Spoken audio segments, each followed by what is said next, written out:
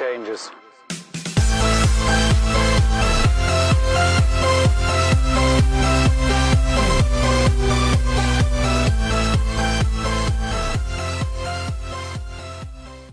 Hey, what's up, Rockstars? Welcome into the RockstarFlipper YouTube channel. It is May 1st, 2019, and welcome to a new month. We are on the second month of the second quarter, and hopefully you guys have everything in line. And the first month, April, treated you well. You had good sales.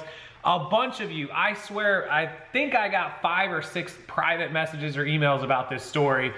You saw the title, it's about the United States Post Office, and so apparently, whenever you have some of those packages that get lost or damaged or they can't be accounted for, and the USPS may or may not pay off on them, or they just kind of end up in limbo where they can't even explain to you what happened to them, it goes to a building called the MRC, and it's basically, think of it as the USPS's lost and found, their own private lost and found building. And so there are people that send things like this young lady in the story I'm going to tell you that they handmade like a quilt, a giant quilt, and it ends up in this building, and it's not like even if the USPS paid off, you know, the 50 bucks that she charged somebody or put into it, that doesn't make up for the hours and hours of lost time that she spent making this quilt. And so this is the Mail Recovery Center, the MRC, that's what it's short for, Mail Recovery Center. And the US Post Office apparently profits off of all of these items that end up there. Now, what's crazy to me, and I'm gonna take you over to this story and show it to you. It was done by Matt Gephardt, and it was done yesterday, Tuesday, April 30th, the last day of April, is that the USPS works with govdeals.com, which is a well-known website. If you don't know about government deals, auctions, and liquidations, it's a very well-known website. I'll link it below, check it out. Make sure you have money, make sure you know what you're doing if you decide to go in there and buy. It can be a great place for inventory. I don't even know if I've ever talked about it in any of my videos. The problem is they work with them, which is a government, affiliation, a government organization that handles these liquidations. Number one, they back up to the building. So the USPS MRC building backs up to the GovDeals liquidation warehouse. The second problem is that they're super uber secretive about what's going on in there. You can go in there and actually look at some of the lots that are for sale. Some of it is blocked off and you can't see it.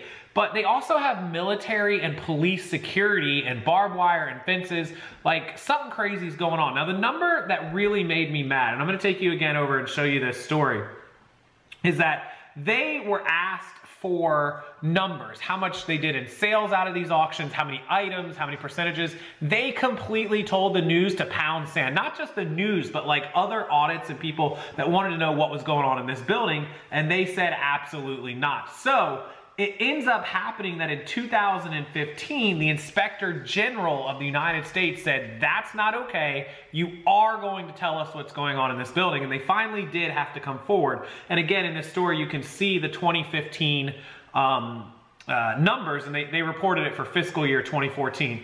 88 million items were lost in limbo. Let that sink in. 88 million items. I'm terrible at math, not really, but I can't do this math in my head. 88 million over 365 days a year. That is 241,095 packages a day were lost, never recovered, in limbo, sent to this building.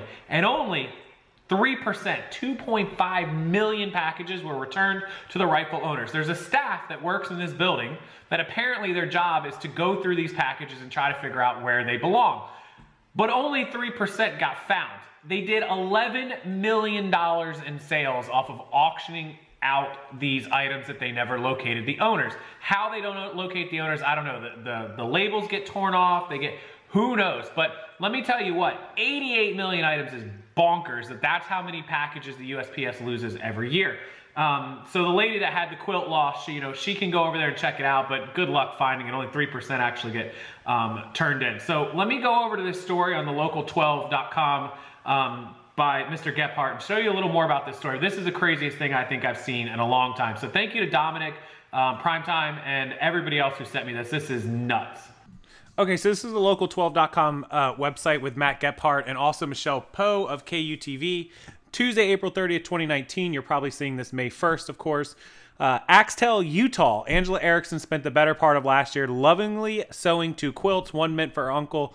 Depicts Utah artifacts. The other displaying a brilliantly intricate elephant was for her dad. She shipped them to Illinois just in time for Christmas. They didn't make it. So she's missing her quilts. She shipped them from Axtell, Utah, which seems to be right outside of Salt Lake City. And the Mail Recovery Center, where they basically declare these packages dead. Like, I don't even understand. How do they not try to track down every single package? The only thing I could think of, like, if a package is missing the label, like the label got peeled off, and there's no way for them to know exactly where that item is supposed to go, there should be some way for them to know where it started, and they should return it back to that branch, possibly.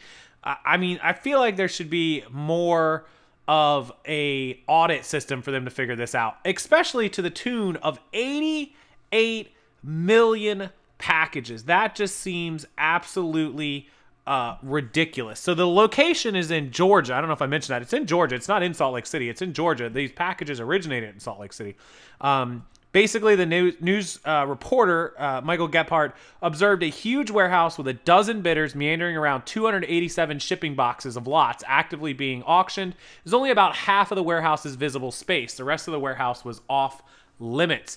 A warehouse manager stated that thousands of items that could be seen beyond temporary barriers are things that will be up for bid at future auctions. GovDeals, which hosts the auctions about every 2 weeks, and everything up for bid comes from a USPS.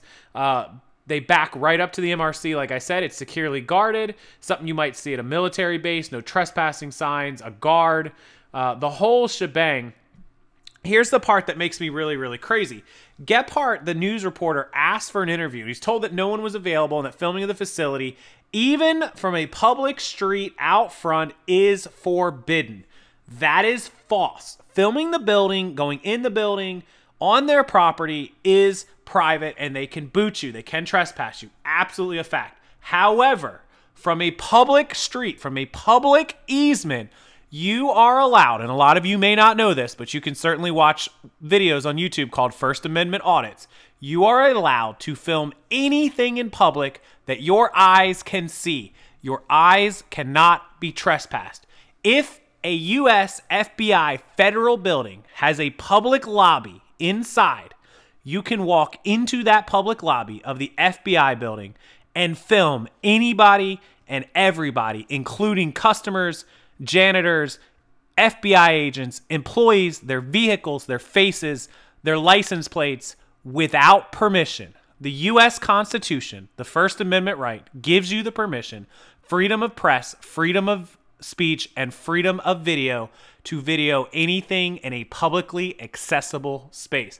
They told him he couldn't film this building from public. That is false. 100%. You can't take pictures here, said the guard, who identified himself as John. Don't take pictures. It's totally off limits. No one is supposed to know we are here.